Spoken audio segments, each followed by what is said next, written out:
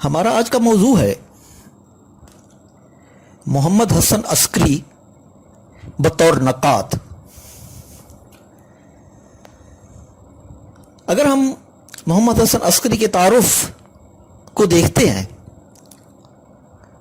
تو ہمیں ان کا اصل نام جو بہت کم کتابوں میں کہیں کہیں نظر آتا ہے تو ان کا اصل نام اظہار الحق تھا، اور غالباً محمد حسن عسکری وہ کلمی نام کے طور پر استعمال کرتے تھے، اور ان کی پیدائش کے حوالے سے کچھ کتابوں میں 1919 اور کچھ کتابوں میں 1921 درج ہے، لیکن وفات کا جہاں تک تعلق ہے وہ 1978 ہی آتا ہے۔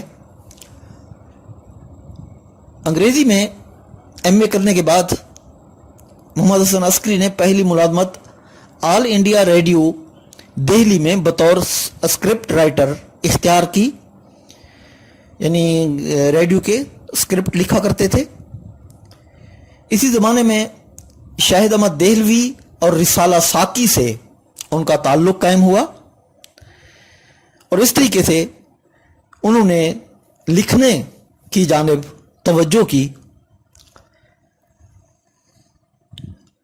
ایک دور ایسا بھی آیا کہ سعادت حسن منٹو کے ساتھ مل کر مکتبہ جدید لاہور سے اردو ادب ایک رسالہ جاری کیا، لیکن بشوم یہ قسمت کہ اس کے صرف 2 شمارے شائع ہو سکے۔ 1950 میں وہ کراچی چلے گئے۔ کراچی میں ماہ نو کراچی کے مدیر بھی رہے،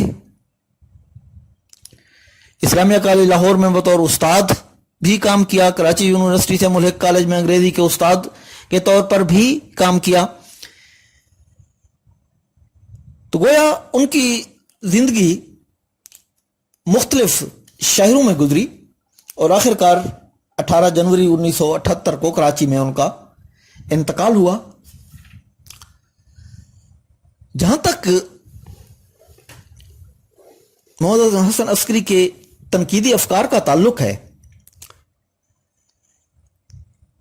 تو انہوں نے اپنی ادبی زندگی کا آغاز افسانہ نگاری سے کیا، مگر اس کے ساتھ ہی رسالہ ساکی میں ان کا کالم جھلکیاں کے عنوان سے شائع ہوتا تھا، جو بڑی مقبولیت اختیار کر گیا۔ اور اس کے ساتھ ساتھ ہم یہ دیکھتے ہیں کہ قیام پاکستان تک اردو شعر و ادب کی بیشتر قوت غیر ملکی حکمرانوں کے خلاف جد و جہد میں صرف ہوتی رہی۔ انگریز کے خلاف رد عمل نے قومی تحریکوں کو جنم دیا۔ برصغیر میں اپنی 1000 سالہ تاریخ میں مسلمانوں نے بطور قوم اپنا علیحدہ تشخص برقرار رکھا، لیکن قیام پاکستان کے فوراً بعد ہم دیکھتے ہیں تو ادب میں فسادات کے حوالے سے بہت سی چیزیں شائع ہونا شروع ہو گئیں، یعنی فسادات کے موضوع کو لکھاریوں نے، قلم کاروں نے خصوصی اہمیت دی۔ تو فسادات کے موضوع پر لکھے جانے والے ادب کے خلاف سب سے پہلے محمد حسن عسکری نے اپنا رد عمل ظاہر کیا۔ عسکری نے نعرہ لگایا کہ ادب پر جمود طاری ہو گیا ہے، کیونکہ اس سے پہلے اگر کوئی بات لکھی جا رہی تھی تو وہ اپنے حقوق کے حوالے سے بات ہو رہی تھی، لیکن یہاں فسادات کے بارے میں جتنی باتیں تحریر ہو رہی تھی ان میں زیادہ تر ایک جیسی نظر آ رہی تھی۔ انہوں نے جب یہ اعلان کیا کہ فسادات ادب کا موضوع نہیں بن سکتے، کیونکہ ایک بات یہ کہ ایک جیسے موضوعات تھے، دوسری بات یہ کہ فسادات کو ادب کا حصہ نہیں بننا چاہیے، تو اس سلسلے میں کئی تحفظات بھی سامنے آئے۔ تاہم عسکری نے فسادات پر منٹو کے افسانوں کی یہ کہہ کر تعریف کی کہ یہ فسادات پر مبنی نہیں بلکہ ان کا موضوع انسان ہے۔ اس حوالے سے یعنی انہوں نے دو رویے اختیار کیے. ایک جانب انہوں نے فسادات کے خلاف بات کی اور دوسری جانب جو ہے انہوں نے اس کے حق میں بھی بات کی. تو کیا میں پاکستان کے بعد بعض حلقوں کی طرف سے یہ سوال بھی اٹھایا گیا کہ اب یہ جو ملک پاکستان بنا ہے اس کا ادب کیسا ہونا چاہیے, اس ادب کی حدود کیا ہونی چاہیے, یعنی پاکستان کا قومی ادب کیسا ہو. تو حسن عسکری نے اسے پاکستانی ادب کا نام دیا. سب سے پہلے یعنی یہ بات بھی کہ پاکستانی ادب تخلیق ہونا چاہیے. یعنی عسکری صاحب نے ادیبوں کو پاکستانی ادب کا نعرہ دیا. پاکستانی ادب کیا ہے کہ ادب میں کون کون سے عناصر یا خصوصیات شامل ہونے سے پاکستانی ادب وجود میں آئے گا, یعنی یہ سوال پھر اٹھے. عسکری نے ان کی کوئی وضاحت نہیں کی,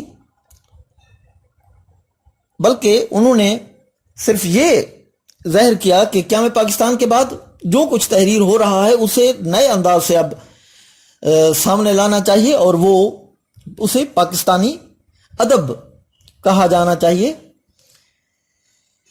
1940 کے عشرے میں جب یعنی پاکستان بنا تو اس وقت ہم دیکھتے ہیں تو حسن عسکری جو تھا وہ ایک سوشلسٹ کے طور پر ہمارے سامنے آیا تھا. ویسے اگر ہم دیکھیں کہ تو محمد حسن عسکری کے افکار و خیالات جو ہیں وہ مختلف ادوار میں تبدیل ہوتے رہے ہیں.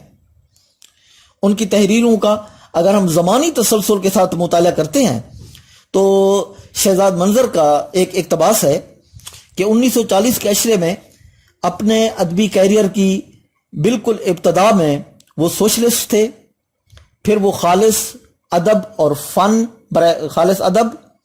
برائے فن کے علم بردار بن گئے اور قیام پاکستان کے فوراً بعد قومی, اسلامی اور انتہائی ذمہ دار ادب کے قائل ہو گئے.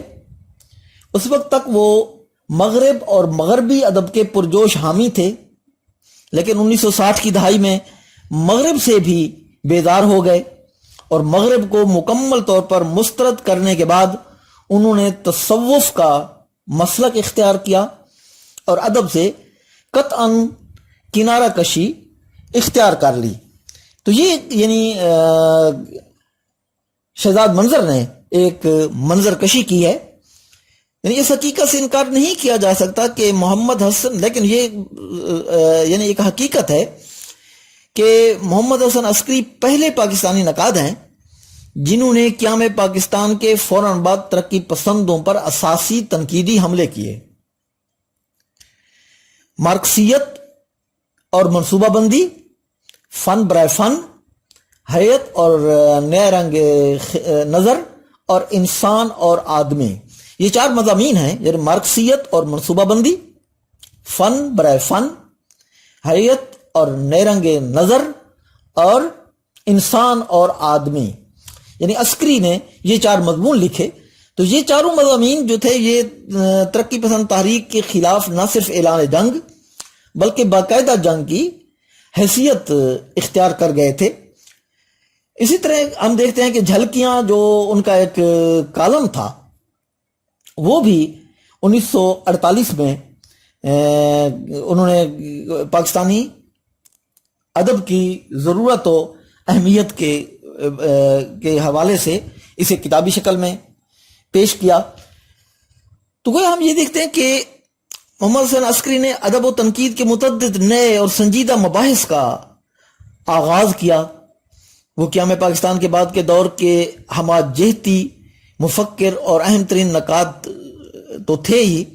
انہوں نے پاکستانی ادب کا جو نعرہ لگایا اور اس ضمن میں انہوں نے اسلام کے مفہوم میں مسلمانوں کی تاریخ کو جو شامل کیا, تو اس حوالے سے یہ ایک نظریہ اس سے پہلے کہیں نہیں تھا. تو یہ ان کا اپنا وضع کردہ تھا. اس نظریے سے اتفاق کرنا ضروری نہیں, کوئی اتفاق کر سکتا ہے یا کوئی نہیں کر سکتا, لیکن انہوں نے چند رہنما اصول ضرور پیش کیے. ان کے پیش کردہ تنقیدی نظریے کی اہمیت یہ ہے کہ اسے کسی سیاسی یا مذہبی رہنما نے نہیں بلکہ ایک تخلیقی ادیب نے پیش کیا۔ البتہ یہ حقیقت فراموش نہیں کی جا سکتی کہ وہ ایک تخلیقی ادیب تھے، سیاسی یا مذہبی رہنما نہیں تھے، تو اس لیے انہوں نے مسلمانوں کی تاریخ، تہذیب اور روایات کو ادب میں پیش کرنے کی خواہش کا اظہار کیا۔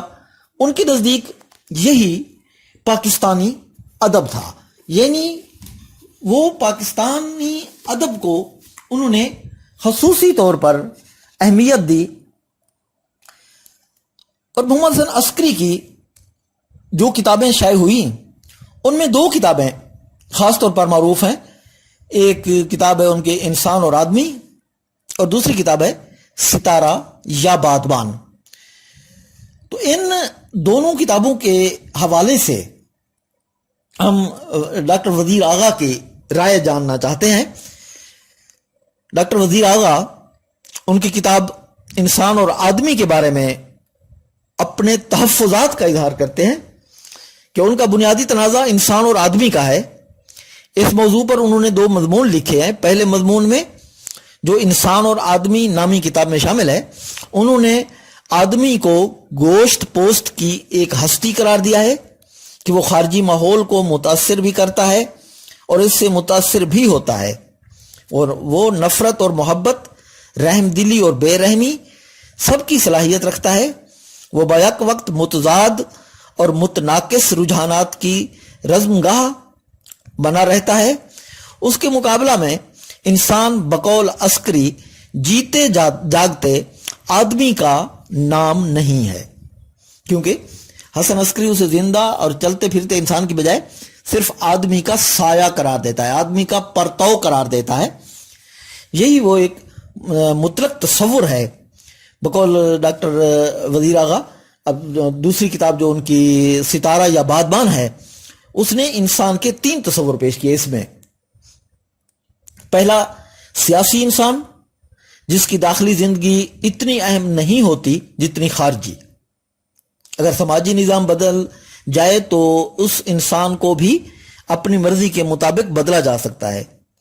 دوسرا فطری انسان ہے، جو ہر قسم کی سماجی اور اخلاقی بندشوں سے آزاد ہو کر جبلتوں کے مطابق زندگی بسر کرنا چاہتا ہے۔ تیسرا نامکمل انسان، جس کی اندرونی زندگی خارجی زندگی سے زیادہ اہم ہے اور جس کے اندر کوئی تبدیلی صرف داخلی عمل کے ذریعے سے واقع ہو سکتی ہے۔ مختصر یہ کہ محمد حسن عسکری کا مطالعہ بہت وسیع تھا، مگر ادب کے سلسلے میں ان کے نظریات مستعار لیے ہوئے نہیں بلکہ ان کے اپنے تھے اور مسلسل غور و فکر کا نتیجہ تھے۔ یہ غور و فکر بھی جاری رہا اور مطالعہ بھی، اس لیے ان کے خیالات مسلسل تبدیلی سے دوچار ہوتے رہے۔ وہ انگریزی ادب کے معلم تھے، بطور خاص انہیں انگریزی ادب کا مطالعہ کرنے کا موقع ملا، مگر وہ اس سے مرعوب نہیں ہوئے۔ محمد حسن عسکری کئی حیثیتوں کے مالک ہیں، مگر سب سے زیادہ اہمیت ان کی تنقید نگاری کو حاصل ہے۔ تاہم ان کی تنقید جتنی توجہ کی مستحق تھی اس سے محروم رہی۔ شاید اس کا سبب ان کا تیکھا طنز آمیز انداز بیان ہے کہ اس کی زد سے کم ہی مصنف بچے ہوں گے۔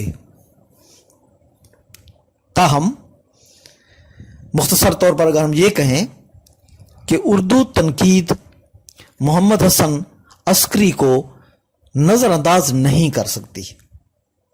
ان کی 2 کتابوں کا مطالعہ ادب کے طالب علم کے لیے مفید رہے گا، اور یہ 2 کتابیں ہیں انسان اور آدمی، اور دوسری کتاب ستارہ یا بادبان۔